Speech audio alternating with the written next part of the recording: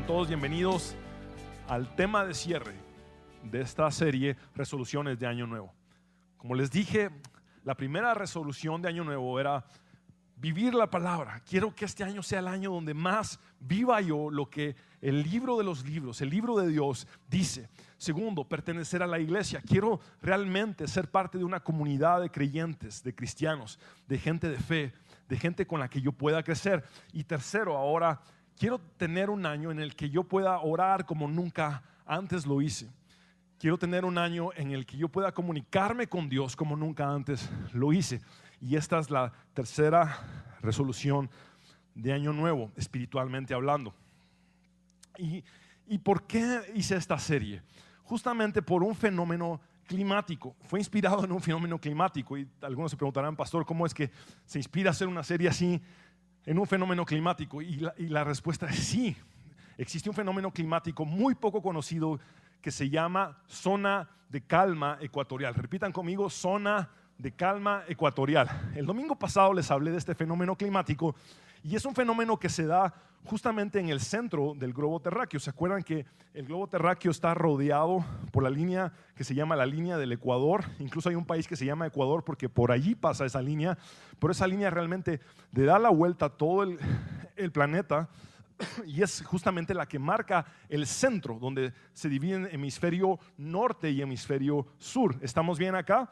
Pero resulta que en ese centro de la Tierra, en ese centro del planeta, justamente en el Océano Pacífico y Atlántico, se da este fenómeno de la zona de calma ecuatorial porque los vientos intertropicales se topan entre ellos. Como es justamente el centro, allí es donde los vientos que vienen de una región se topan con los que vienen de la otra región. Y entonces esto provoca que cuando los vientos se encuentran, se debiliten y no haya realmente un viento suficientemente fuerte como para mover un barco de vela. En la actualidad, este fenómeno no afecta casi a nadie porque tenemos los barcos de motor que funcionan en base a combustible. Pero en épocas antiguas, en épocas remotas, estos barcos de vela tenían pavor de quedar estancados en la zona de calma ecuatorial porque no había viento que los sacara de allí.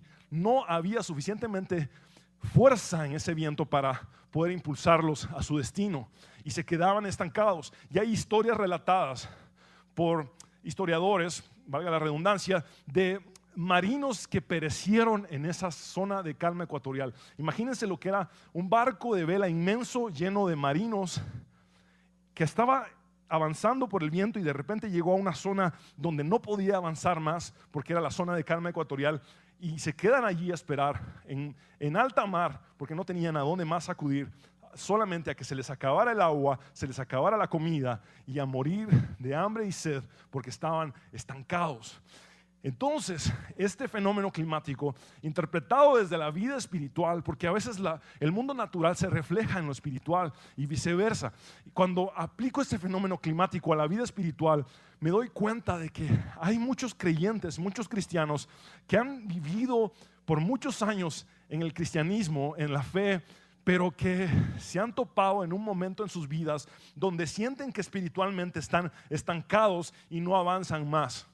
Han caído en esta zona de calma, quizá de la rutina, en esta zona de calma, quizá de la monotonía, en esta zona de calma, quizá de la religiosidad, donde sienten que no avanzan más, donde simplemente sus vidas están estancadas. En la predicación de vivir la palabra hablé de lo que es el ruach y de lo que es el neuma. Ruach es en el hebreo y neuma en el griego. Y justamente esta es la palabra que nosotros traducimos como espíritu en la Biblia. Pero esa palabra en el idioma original se traduce de una forma más exacta diciendo el viento de Dios o el aliento de Dios. Y muchos necesitan de nuevo ese viento de Dios, ese aliento de Dios en las velas de su corazón, en las velas de su alma, en las velas de su espíritu, para seguir avanzando hacia el destino que Dios tiene para ustedes por delante. ¿Cuántos de verdad quieren avanzar en esas aguas donde el Señor les está permitiendo recorrer y que están ahora estancados? Es momento de despertarte, es momento de avanzar. Ahora me llama mucho la atención de este fenómeno que justamente se da en el centro del planeta. Y ese centro nos habla un poco de lo mismo que dijo Jesús en su mensaje a la iglesia de la Odisea en el Apocalipsis, cuando les dijo: ustedes no son fríos ni son calientes. Les convendría mucho ser o fríos o calientes. Pero el problema que tengo con ustedes es que son tibios. Y a los tibios los vomitaré de mi boca. Gente que está como en el centro, quizá que fueron de los calientes espirituales, apasionados por Dios, que se fueron enfriando poco a poco y que ahora están experimentando un estancamiento espiritual. Y es el tiempo de despertar, es el tiempo de avanzar, es el tiempo de dejar que Dios te vuelva a hablar, es el tiempo de renovarte en tu relación con Dios. Y yo tengo 3 razones como preámbulo al tema de hoy de por qué experimentamos el estancamiento espiritual. La pregunta es: ¿cuándo experimentamos el estancamiento espiritual? Y hay 3 respuestas que tengo. La primera es cuando nos hemos alejado. Cuando nos hemos alejado de las cosas de Dios, cuando nos hemos alejado de aquel amor y de aquella pasión que teníamos antes, cuando recién vinimos a los pies del Señor. En 1 Corintios 3:1, el apóstol Pablo se estaba dirigiendo a la iglesia de Corinto, justamente diciéndoles: amados hermanos, cuando estuve con ustedes, no pude hablarles como lo haría con personas espirituales. Tuve que hablarles como si pertenecieran a este mundo o como si fueran niños en la vida cristiana. Vean ustedes qué fuerte, porque estas personas con las que Pablo estaba hablando anteriormente habían sido creyentes fervientes, creyentes sumamente apasionados e involucrados en la iglesia, en las cosas de la fe. Y resulta que de repente Pablo se reencuentra con ellos y les dice: ahora tengo que hablarles como a gente mundana. Ahora tengo que hablarles como a niños en la fe. No es posible que tenga que hacer esto ahora. No es posible que ustedes hayan retrocedido, que se hayan alejado de lo que al principio tuvieron en Dios. La segunda razón por la que experimentamos el estancamiento espiritual es cuando abandonamos lo básico. ¿Y qué es lo básico, pastor? Son tus tiempos a solas con Dios. Es que oras cuando te levantas, hablas con Dios. Es que estudias la palabra de Dios. Es que asistes a la iglesia. Es que te involucras en las actividades de la iglesia. Es que andas buscando crecer, pero abandonas lo básico. Y miremos qué es lo que dice el autor de Hebreos en el 5:12. Dice: hace tanto que son creyentes que ya deberían estar enseñando a otros. Mi pregunta, si podemos volver a la diapositiva anterior, mi pregunta es: ¿cuánto tiempo llevas de ser creyente? ¿Cuántos años llevas de ser creyente? Y está diciendo aquí el autor: hace tanto que son creyentes. Si pueden volver a poner ese versículo, por favor, en pantalla. Dice que ya deberían estar enseñando a otros. Mi pregunta es: ¿estás enseñando a otros tú con todos los años que llevas de ser creyente? ¿Estás enseñando a otros ya con tanto tiempo que llevas de ser creyente? Mira el siguiente versículo. En cambio, ustedes necesitan que alguien vuelva a enseñarles las cosas básicas de la palabra de Dios. Son como niños pequeños que necesitan leche y no pueden comer alimento sólido. Es decir, resulta que hay gente que lleva muchos años en la iglesia que hay que enseñarles lo básico una y otra vez, como decirles: por favor, no pequen, por favor, oren, por favor, diezmen, por favor, vengan a la iglesia. Y es como que hay que estar recalcando lo básico, cuando esta gente que lleva mucho tiempo de estar en la iglesia debería de estarse reproduciendo, evangelizando, alcanzando a otros, discipulando a otros que vengan a los pies de Cristo. Es tiempo de involucrarse, de despertar a poder hacer lo que la palabra de Dios nos manda hacer. La tercera razón por la que experimentamos un estancamiento espiritual es cuando perdemos nuestro propósito. Al principio, cuando vinimos a los pies del Señor, estábamos con esa pasión de involucrarnos, de estar, de servir, de apasionadamente crecer, de aprender. Incluso teníamos esa humildad de poder decir: necesito que me enseñen de Dios, quiero saber más de Dios. Buscábamos en la palabra, aunque al principio no entendíamos mucho, pero apasionadamente nos metíamos a querer saber más de Dios, conocer más a Dios. Y parece que con el paso del tiempo nos vamos familiarizando.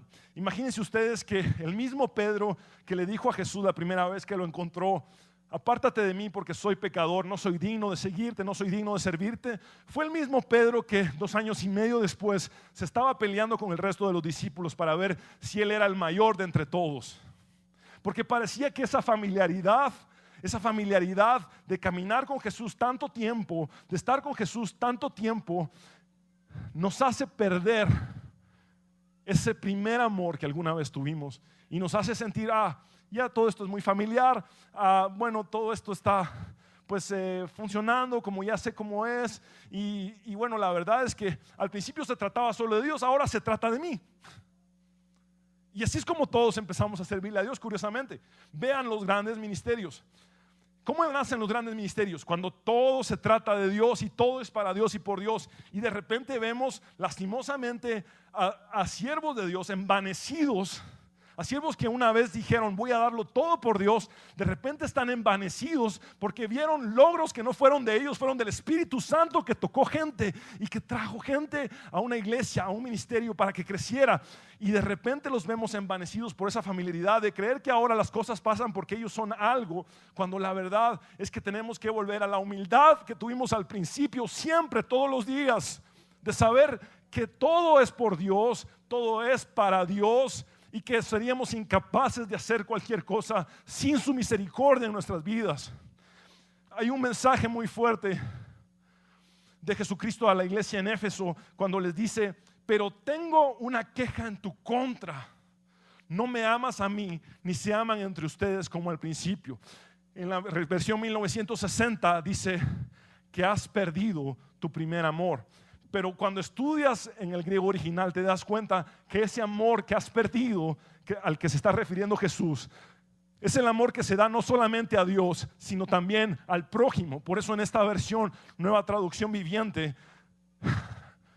se pone de esa manera: has perdido el amor por Dios y por tu prójimo que tenías al principio. Mira el versículo 5, mira hasta dónde has caído, vuélvete a mí y haz las obras que hacías al principio. Es momento de despertarnos como iglesia, es el momento de actuar como iglesia, de salir de rutinas y monotonías y de religiosidad y encontrarnos nuevamente como al principio lo hicimos con Dios. Y para esto tenemos que tomar pasos firmes, tenemos que vivir la palabra de Dios, tenemos que pertenecer a la iglesia. Tenemos que no solamente asistir los domingos, sino ser parte, reír con los que ríen, gozarse con los que se gozan, pero llorar con los que lloran, involucrarnos, amarnos los unos a los otros, no criticarnos, amarnos, bendecirnos. Ninguno de nosotros es perfecto. Si nos ponemos a buscar imperfecciones entre nosotros, vamos a encontrar muchas, empezando por las imperfecciones que yo tengo. Pueden encontrarme muchas, pero criticarme sería perder el tiempo. Es mejor amarnos los unos a los otros y buscar a los perdidos. Padre, que sean uno para que el mundo crea. El mundo no va a creer si no somos uno.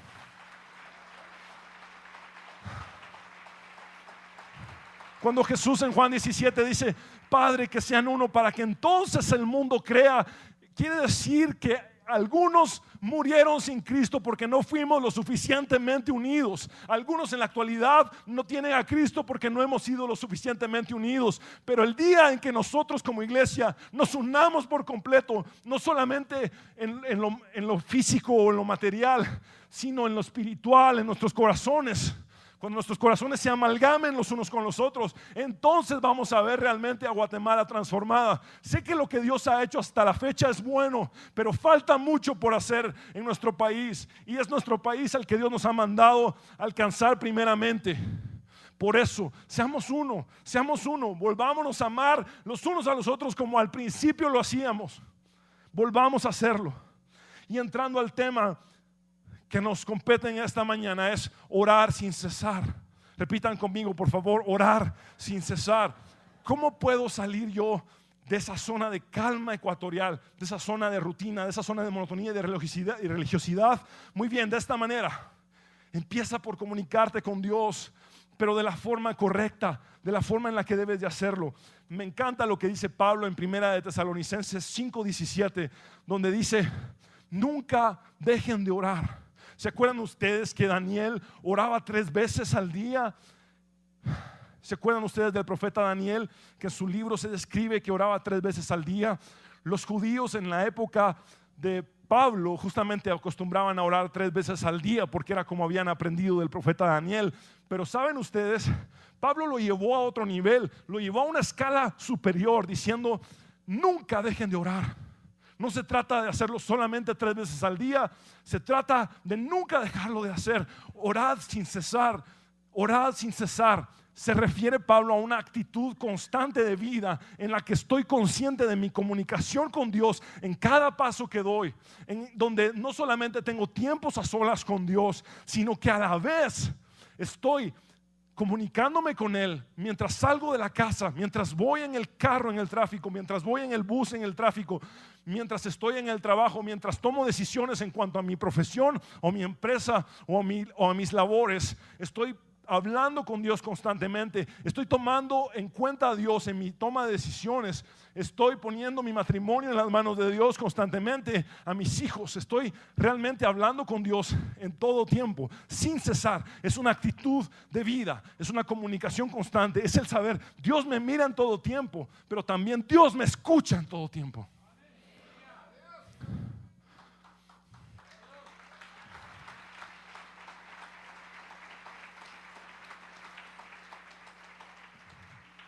En Lucas 11:1 vemos el relato de cómo inicia Jesús a hablar con sus discípulos acerca del Padre Nuestro, que es la forma en la que Jesús nos enseñó a orar. Y vemos que el Padre Nuestro está relatado por Lucas y por Mateo. Ahora, Lucas 11:1 dice: aconteció que estaba Jesús orando en un lugar, y cuando terminó, uno de sus discípulos le dijo: Señor, enséñanos a orar, como también Juan enseñó a sus discípulos. Muy bien, quiero que paremos en este primer versículo, porque los discípulos que Jesús llamó eran ¿qué? Judíos. Y estos judíos eran practicantes. Vimos ya que los judíos practicantes seguían también el ejemplo del profeta Daniel de orar 3 veces al día. Y no solamente esto, tenían ellos 613 preceptos de vida que diariamente tenían que vivir. Es decir, como 613 enseñanzas, 613 como leyes o 613 preceptos, que es la palabra más correcta, que ellos tenían que vivir cada día. Y estos judíos que le están diciendo a Jesús: enséñanos a orar, habían orado toda su vida como judíos, como les habían enseñado los sacerdotes del templo, los rabís. Pero resulta que cuando ven a Jesús orar, y cuando profundizas en el versículo, te das cuenta que la petición de ellos de aprender a orar surge de haber visto a Jesús orar. Y esto es lo que justamente pasó allí. Ellos vieron a Jesús orando y dijeron: ¿saben qué? Lo que nos han enseñado en el templo a nosotros, que es oración, no es oración. Eso que Él está haciendo sí es oración. Parece que lo que la religiosidad nos enseñó que era orar, no es orar. Pero miren cómo lo hace Él. Eso yo nunca lo he hecho, eso yo no lo sé hacer. Aunque creí que toda mi vida había estado orando, realmente no lo hacía bien. Porque ahora que miro a Jesús hacerlo, veo que necesito aprender de Él. Y entonces ellos llegan con Él y le dicen: aunque somos judíos, aunque tenemos 613 preceptos, aunque oramos 3 veces al día, no sabemos orar como tú lo haces. Enséñanos a orar. Y esa es la humildad que quizá muchos cristianos de muchos años de estar en la fe necesitamos. De decirle a Jesús nuevamente: creí que me comunicaba contigo como era debido, pero hoy te quiero pedir que me enseñes a hablar contigo. Hoy te quiero pedir que me enseñes a hablar contigo. Y hubo varias instrucciones que Jesús dio. La primera que pidió fue privacidad. Privacidad. Pero tú, cuando te pongas a orar, entra en tu cuarto, cierra la puerta y ora a tu Padre que está en lo secreto. Así tu Padre que ve lo que se hace en secreto te recompensará. Dios quiere intimidad contigo. En estos tiempos actuales de las redes sociales, como el Facebook, he visto que muchos jóvenes o muchas personas ponen sus oraciones publicadas para que los lea todo el mundo. Y siempre que veo una oración de esas me choca, porque me parecía como que fuera, y aunque no estoy señalando ni queriendo juzgar a nadie, como que fuera el fariseísmo actual. Esta instrucción Dios la dio para buscar intimidad con nosotros, porque estaba cansado Dios de ver a los fariseos hipócritas exponiendo sus oraciones en público, en las esquinas. Los religiosos que amaban que los vieran orar. Yo creo que las redes sociales son para testificar. Tenemos que hacer misiones en las redes sociales, evangelizar, alcanzar a gente. Pero tu relación con Dios, lo que tú le dices a Dios, esa puerta cerrada. Esa puerta cerrada. Lo siguiente que Dios pidió es que fuéramos espontáneos.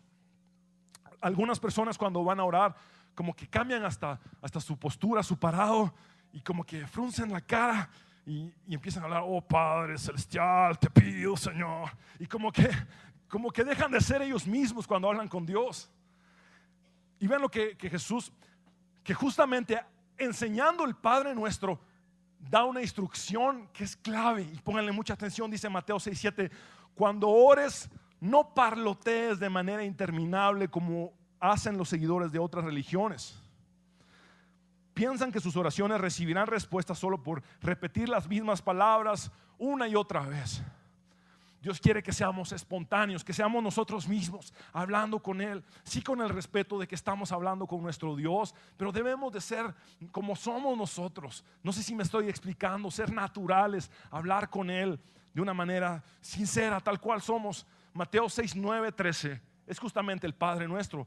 Pero justamente quiero que vean que Jesús dio la instrucción de no parlotear cosas de memoria repetidamente. Entonces quiere decir que el Padre Nuestro no era para que lo interpretáramos de la forma en la que lo hemos interpretado, porque pareciera que lo repetimos muchas veces como de memoria y como que fuéramos máquinas de computadoras que hablaran: Padre Nuestro que estás en los cielos, santificado sea tu nombre, venga tu reino.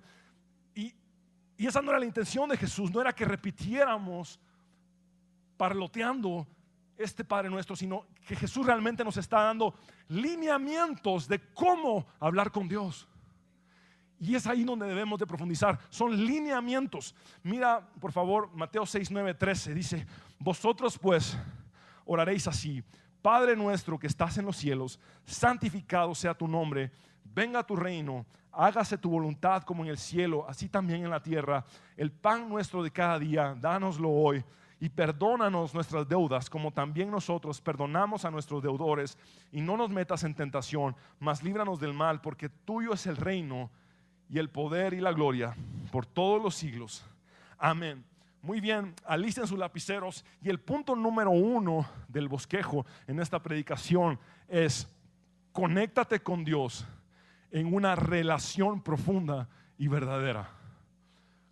Conéctate con Dios en una relación profunda y verdadera. Por favor, escribe la palabra relación en el espacio en blanco. Y es que son justamente las primeras palabras que Jesús enseña. Esta es la forma en la que ustedes rompen el hielo al empezar a hablar con Dios, diciéndole: Padre nuestro que estás en los cielos.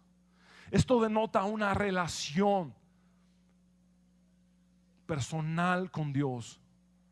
Cuando tú reconoces ser su hijo, tu concepto de Dios afecta tu vida completa. Muchas personas piensan que Dios es un ser lejano, distante. Una persona alguna vez me dijo que pensaba que Dios era como alguien que tenía sus ojos encima sobre ella todo el tiempo y que estaba listo para castigarla cuando fallara. Tu concepto de Dios, si yo te dijera: cierra tus ojos en este momento y dime quién es Dios, ¿cómo ves a Dios? ¿Qué me dirías? ¿Veo a Dios lejano, distante? ¿Lo veo enojado? ¿Qué me dirías? Pues Jesús lo que anhela es que lo veas como tu Padre, que tú hables con Él como hablas con tu Padre. Y justamente lo primero que ataca el enemigo en las familias después de los matrimonios es justamente la relación de hijos, pero no con madre, sino con padre. ¿Se acuerdan cuando Jeffrey de León estuvo con nosotros? Dijo que la mayoría de situaciones y problemas sociales se daban por la carencia de un padre. Y justamente el diablo es lo segundo que ataca en las familias después de atacar los matrimonios, porque quiere destrozar nuestra perspectiva de lo que es un padre. En lo personal he sido bendecido con tener un padre que ama a Dios. Y cada vez que hablo con él puedo hablar con confianza. Y cuando, sabiendo que mi padre aún me conoce todos mis errores, mi historia y mis aciertos, me sigo sintiendo bien al hablar con él, porque siempre soy bienvenido, porque sigo siendo su hijo a pesar de cualquier cosa. Sigo siendo su hijo. Y más si vosotros, siendo malos, sabéis dar buenas dádivas a vuestros hijos, cuánto más vuestro Padre Celestial os dará todo lo que le pidáis. Lo que estoy tratando de decirles es que si en esta tierra su padre les falló terrenalmente, si en esta tierra su padre les abandonó, eso no define a Dios, porque Dios jamás te falló, Dios jamás te abandonó, y Él es el Padre perfecto al que te le puedes acercar con libertad. El libro de Hebreos dice que nos acerquemos confiadamente al trono de la gracia. Acerquémonos confiadamente y digamos: Padre nuestro, Padre mío, soy tu hijo. Mira Romanos 8:15, dice: y ustedes no han recibido un espíritu que los esclavice al miedo, en cambio recibieron el Espíritu de Dios cuando Él los adoptó como sus propios hijos. Ahora lo llamamos Abba, Padre. Repitan conmigo: Abba. Y esa es una palabra del idioma original en el que fue escrito la Biblia. Pero ¿saben ustedes por qué los traductores decidieron poner a Abba? Porque esa palabra es demasiado especial como para tratarla de traducir. Si la tratamos de traducir, la traducción más exacta sería papito. Jesús estaba buscando que te acerques confiadamente con tu papito celestial, tu Padre celestial. Por eso abre la oración con esto: esta es mi relación contigo, soy tu hijo y tú eres mi padre, y por eso te hablo con libertad, me acerco confiadamente, Señor, tal cual soy, a hablar contigo.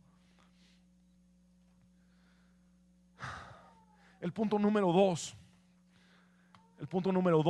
es: corre a su nombre. Por favor, llena la palabra nombre en el espacio en blanco.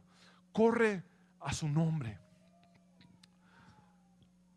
Mira lo que Jesús dice acá: santificado sea tu nombre. Es decir, una vez que he definido mi relación contigo en oración, una vez que te digo: eres mi Padre Dios, ahora también te digo que sé, Señor, que tu nombre es sobre todo nombre. Mi Padre Celestial no tiene cualquier nombre, tiene el nombre que está sobre todo en el universo. Y eso es lo que tienes que saber. Por eso el salmista decía constantemente: bendice alma mía al Señor y no olvide ninguno de sus beneficios. Bendice alma mía al Señor y bendiga todo mi ser su santo nombre. Todo mi ser está dedicado a bendecir el santo nombre de Dios, el santo nombre de mi Padre, que no es cualquier nombre, es el nombre que está sobre todo. Miren cómo lo puso Salomón, una persona tan sabia, en el Proverbio 18:10. El nombre del Señor es torre fuerte, a ella corre el justo y está a salvo. ¿Cuántas veces no cantamos en antaño: torre fuerte es el nombre del Señor, a él correrá el justo y levantado será? ¿Cuándo fue la última vez que corriste al nombre de tu Dios? ¿Cuándo fue la última vez que corriste para ser salvado a esa torre fuerte que es el nombre de tu Dios? Miren ustedes lo que dice Pablo en Romanos 10:13, lo pueden ver en pantallas. Dice: porque todo aquel que invocare el nombre del Señor será salvo. Y muchas veces creemos que esto se refiere solamente a la salvación de nuestras almas, el hecho de no irnos al infierno y poder ir al cielo. Pero esto se refiere en el contexto del bíblico que lo estamos viendo a todas las áreas de nuestra vida. ¿En qué área de tu vida necesitas que Dios te salve? Invoca el nombre de Dios en esa área de tu vida. muy bien, después de haber aprendido que empiezo por tener una relación de padre e hijo y de decirle a Dios que reconozco que su nombre es sobre todo nombre y que mi alma bendice y que todo mi ser bendice su santo nombre y que glorifico su nombre y que creo en el poder de su nombre, entonces en el punto 3, lo siguiente que debes de hacer es ora su agenda primero. Llena por favor la palabra agenda en el espacio en blanco. Ora su agenda primero. ¿Y a qué se refiere con esto, pastor? Justamente con lo que Jesús dijo: venga tu reino, hágase tu voluntad como en el cielo, así también en la tierra. En Mateo 6:33 dice: mas buscad primeramente el reino de Dios y su justicia, y todas estas cosas os serán añadidas. Es decir, si yo voy a buscar primeramente el reino de Dios y su justicia, en oración también debe ser lo primero que debo de hacer. Pero lastimosamente las primeras palabras que aparecen en nuestras oraciones son: dame, quiero, haceme. Y no le decimos a Dios primeramente: venga tu reino y hágase tu voluntad, así como en los cielos, también en la tierra. Porque estamos orando muchas veces de una forma demasiado egocéntrica. Aunque no estoy señalando a nadie y no estoy tratando de criticar a nadie, yo también caí en lo mismo, en ese síndrome de pensar que Dios es un bombero al que se le llama solamente en emergencias para que resuelva las urgencias, y que cuando tengo un problema entonces es cuando tengo vida de oración, porque quiero que Dios haga algo conmigo.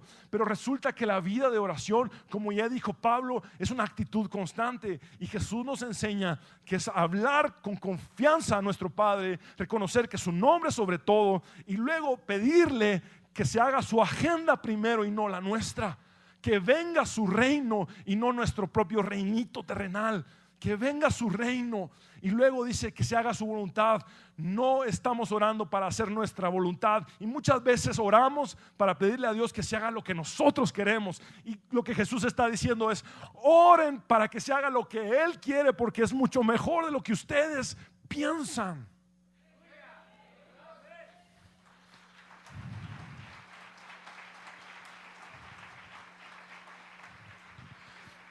Mira lo que dice Juan en primera de Juan 2:17: el mundo y sus deseos pasan. Déjenlo en pantalla, por favor. El mundo y sus deseos pasan, y muchos lo que hacen al orar es presentar sus deseos en este mundo. Pero luego dice: pero el que hace la voluntad de Dios permanece para siempre. Al orar debemos de decirle primero a Dios: antes que mis deseos terrenales está tu voluntad, Dios. Eso es lo primero que quiero hablar contigo en oración. Miren lo que dice Pablo a los colosenses: concéntrense en las cosas celestiales y no en las terrenales. Y Jesús, hablándonos, dijo en Juan 3:31: el que de arriba viene es sobre todos. El que es de la tierra es terrenal, y cosas terrenales habla. Yo diría cosas terrenales, ora. El que viene del cielo es sobre todos. Jesús lo que está tratando de decir allí es que Él, que venía del cielo a encontrarse con nosotros, hablaba de cosas celestiales y espirituales, pero que la gente terrenal hablaba de puras cosas efímeras y temporales. Tus oraciones, ¿de qué hablan? ¿Hablan de la eternidad? ¿Hablan de cosas que van a trascender al infinito? ¿O hablan de cosas temporales, efímeras y terrenales? Jesús anhela que lleguemos a la estatura del varón perfecto, y el varón perfecto habla de cosas celestiales, habla de cosas espirituales.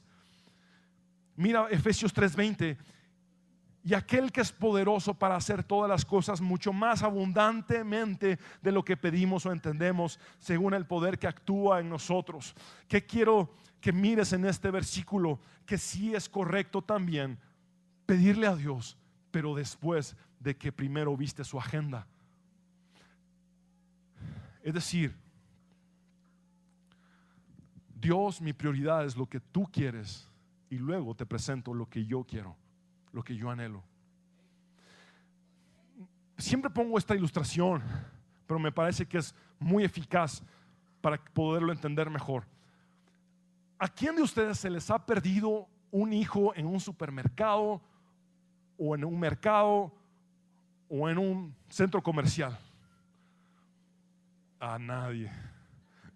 Bueno, ya varios valientes que pasen al frente. No. La situación es que yo me acuerdo de uno de mis sobrinos que se perdió en el centro comercial Montúfar hace muchos años, y me acuerdo del pánico de mi hermana. Mi hermana hubiera movido el cielo y la tierra por encontrarlo. Habló con todos los policías del centro comercial para que le ayudaran a buscarlo. Yo estaba como desesperado, no solo de que mi sobrino estaba perdido, sino de la angustia de mi hermana, de que estaba llorando, buscándolo por todos lados. Ahora, si tú en ese momento que estabas desesperado o desesperada buscando a tu hijo, te hubieras encontrado con alguien que te hubiera dicho: ¿cómo estás? Y le hubieras dicho: estoy desesperado porque no encuentro a mi hijo. Y esa persona te hubiera dicho: espérate, pero es que yo te quiero pedir una cosa. Mira, dame jalón, llévame porque es que necesito ir a hacer un trámite aquí a la zona 1. Llévame y después seguís buscando a tu hijo. Yo todavía no tengo hijos, pero yo le hubiera dicho: apártate de mí, Satanás, ¿verdad? Como le dijo Jesús a Pedro. Justamente, ¿saben por qué?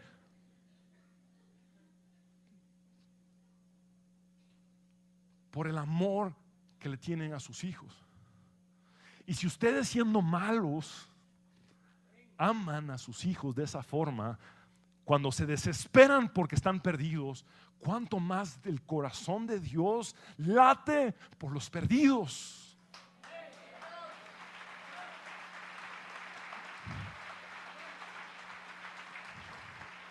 Y el corazón de Dios lo puedes conocer con toda claridad solo leyendo Lucas capítulo 15. Ves ahí la parábola de la oveja perdida, después ves la parábola de la moneda perdida, después ves la parábola del hijo pródigo, y ves que de 100 ovejas una era la más importante, la que se había perdido. Después ves que de 10 monedas una era la más importante, la que se había perdido. Y después ves que de entre 2 hijos uno era el más importante, el que se había perdido. Y si tú vienes a pedir puras cosas terrenales en tus oraciones a Dios, en lugar de decirle a Dios: Dios, yo sé que tu corazón late por los perdidos, y sé que el hecho de decirte venga a tu reino es decirte que muchos vengan a tus pies. ¿Cómo se establece el reino de Dios en la tierra? Por medio de las personas que vienen a los pies del Señor. Cada vez que un pecador se arrepiente y viene a Jesucristo, ahí se está ensanchando el reino de Dios, porque es en base a almas que se establece el reino de Dios en la tierra, almas ganadas para Cristo. Entonces, cuando le dices venga a tu reino, es: Señor, permíteme alcanzar uno más para ti, para tu reino. Hágase tu voluntad. Lo primero en el corazón de Dios son los perdidos. Y ahora, Señor, que ya he buscado en oración primeramente tu voluntad y tu deseo, ahora sí te voy a presentar mis peticiones. Y llena, por favor, en el siguiente espacio en blanco: depende de Él en todo. Depende de Él en todo. Ahora sí, Jesús dice, ya después de haber buscado la voluntad de su Padre y de haber buscado primeramente su reino, ahora sí díganle: el pan nuestro de cada día, dánoslo hoy. Ahora sí es el momento de presentar tus necesidades. Ahora sí es el momento de presentar tus peticiones delante de Dios. Ahora sí es cuando lo puedes hacer. Y es depender de Dios en todo y para todo. Dependencia total de Dios en todas las áreas de tu vida. No vengas a Él solo con emergencias. Entrégale todos los días a Dios tu vida personal, tu vida laboral, tu salud, tu matrimonio, tus hijos, todo lo que te rodea, todas las áreas de tu vida. Dependencia absoluta de Dios. Todas las cosas, a veces dependemos de Dios solamente para las cosas que están mal, y es tiempo de darte cuenta que todas las cosas, las que están bien y también las que están mal, dependen de Dios, y entregárselas a Dios. El decir el pan nuestro de cada día, dánoslo hoy, significa no podría ni siquiera tener el sustento si no fuera por ti, Señor.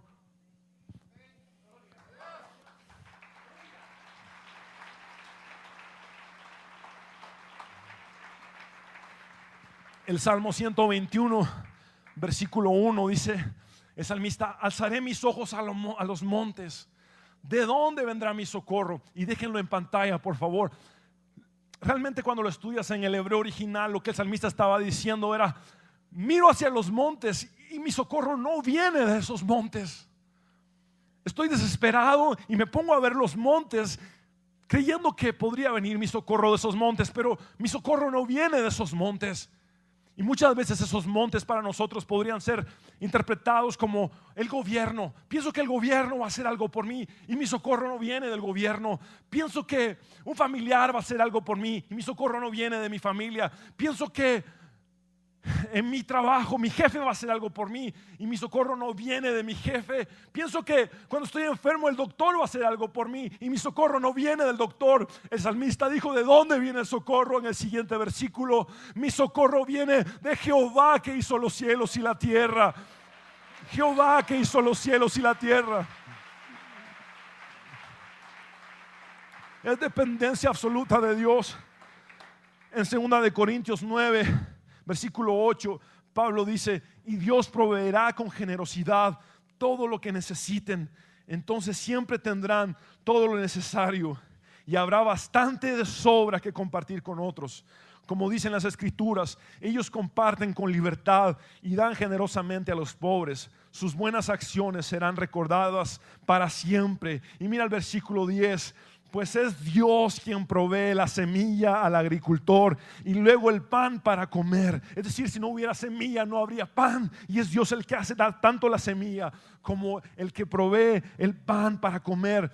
De la misma manera Él proveerá y aumentará los recursos de ustedes y luego producirá una gran cosecha de generosidad en ustedes. Quiere decir, Dios te bendice para bendecir, y te bendeciré y serás de bendición. Y ahí es donde viene la abundancia de Dios, cuando tú sabes que todo lo que recibes es para bendecir a otros. Él es tu proveedor. Punto número 5. Tengo que avanzar por el tiempo. Punto número 5. Cuida tu relación con Dios y también tu relación con tu prójimo. Llena por favor en el espacio en blanco la palabra cuida. Cuida tu relación con Dios y también tu relación con tu prójimo. Mira lo que Jesús dijo, o escucha lo que Jesús dijo al enseñarnos a orar. Y perdónanos nuestras deudas, como también nosotros perdonamos a nuestros deudores. E inmediatamente después de que Jesús nos enseña el Padre Nuestro, empieza a dar estas instrucciones.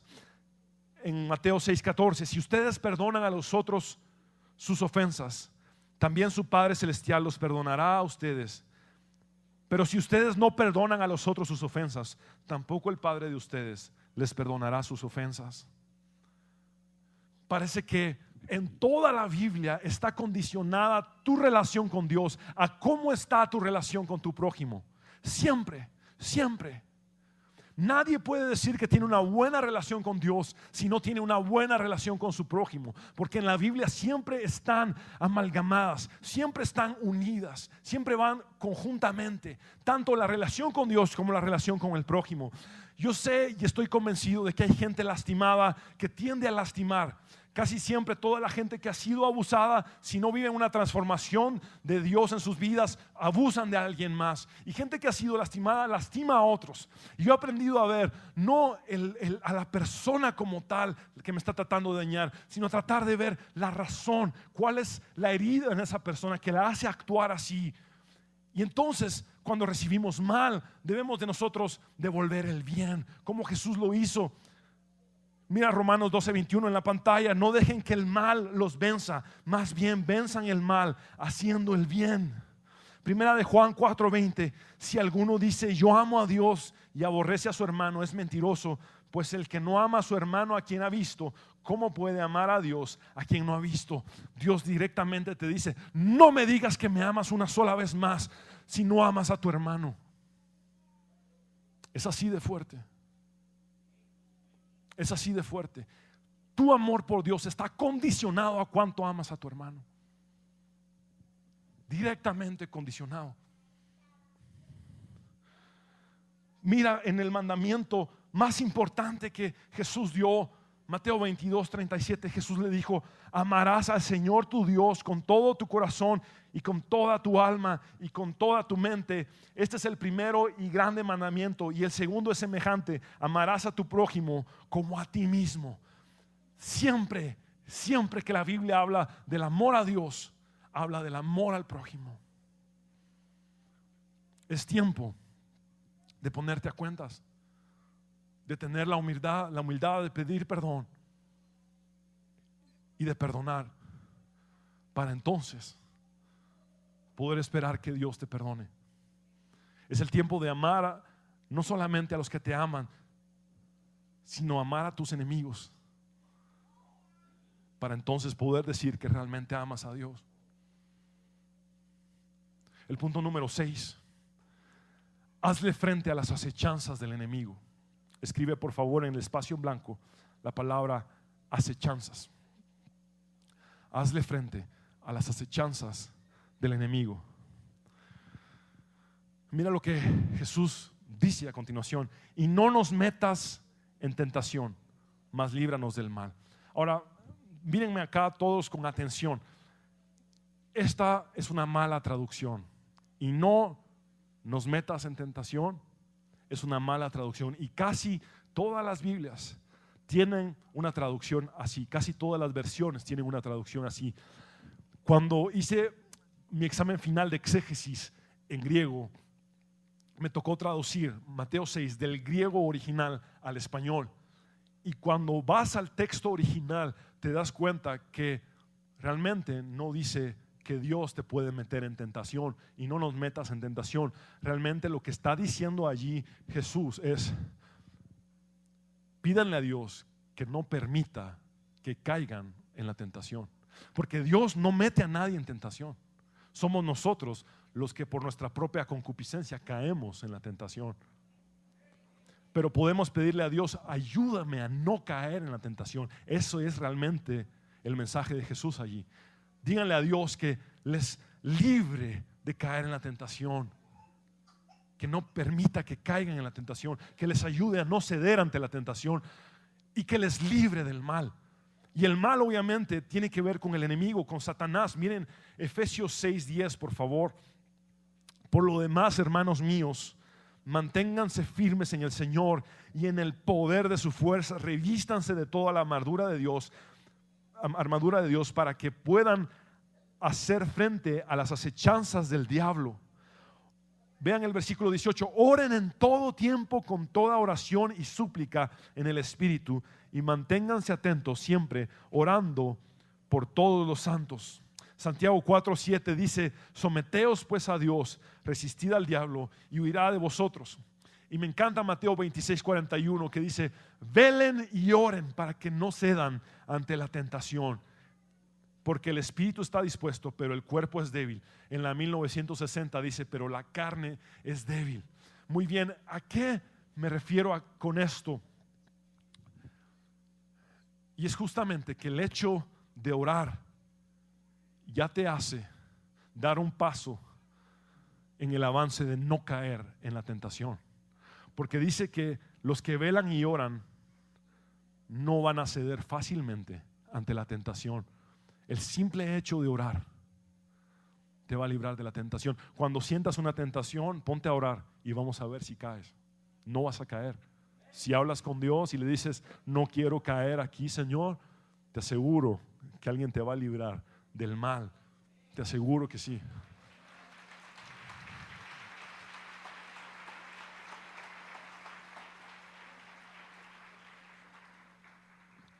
Punto número 7 y final: ten fe en el poder de Dios. Ten fe en el poder de Dios. Muy bien.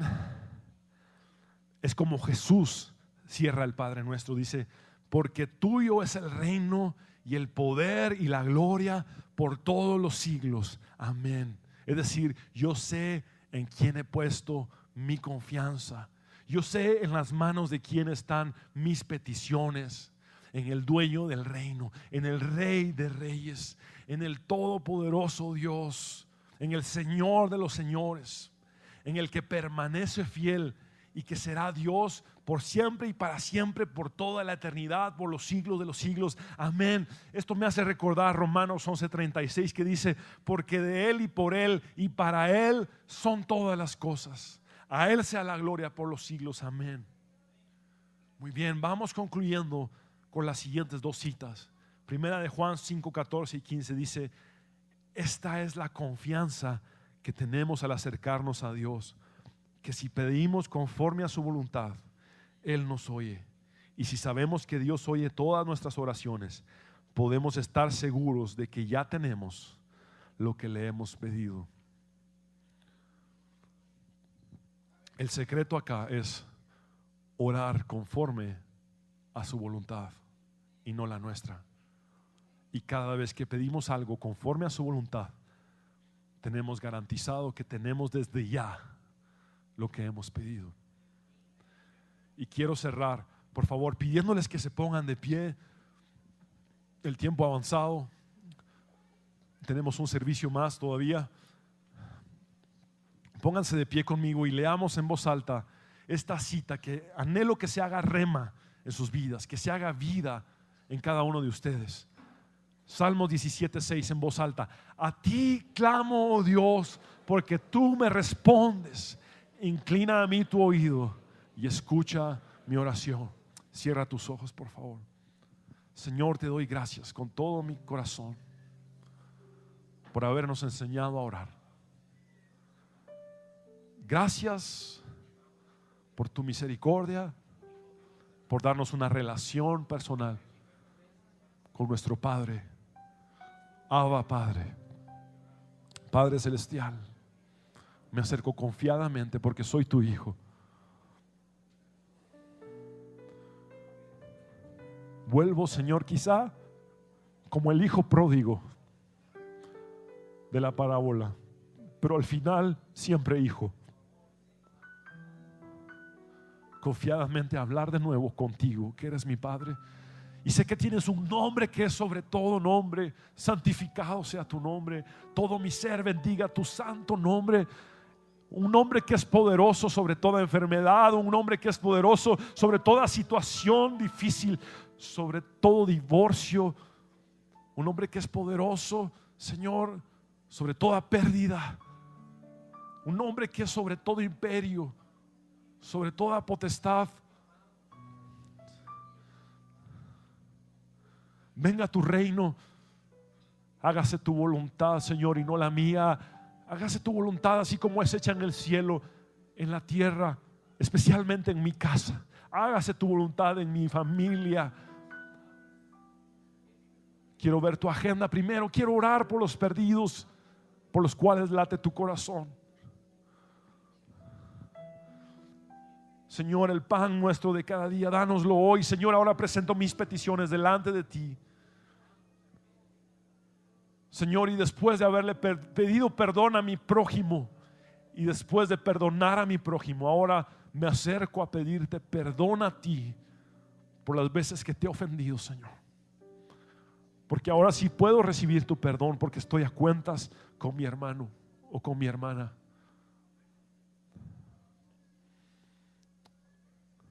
Perdóname de la misma forma en la que yo he perdonado. Ayúdame a no caer en la tentación y líbrame del mal. Gracias porque sé que el enemigo de mi alma está vencido por ti. Porque tuyo es el reino y el poder y la gloria por todos los siglos. Mi confianza está en el Rey de Reyes y el Señor de los Señores, el todopoderoso, omnisciente y omnipresente Dios, el verdadero y único Dios, mi Salvador, Jesucristo. Si hay alguna persona que necesita a Jesús en esta mañana, si tú has venido sin Cristo y sientes que estás lejos de Dios, ninguno aquí está para condenarte. Al contrario, estamos para amarte, para bendecirte, para ayudarte. Si tú necesitas a Cristo, por favor, haz esta oración conmigo. Si quieres rendir hoy tu vida a Jesús, haz esta oración con todo tu ser. Dile: Señor Jesús, te necesito, ven a mi corazón, cámbiame, transfórmame. Te entrego mi vida por completo. Gracias porque sé que moriste en la cruz para perdonar mis pecados y que resucitaste al tercer día para darme la vida eterna contigo. Lávame y límpiame de toda mi maldad con tu sangre vertida en la cruz. En tu nombre, Jesús, hemos orado.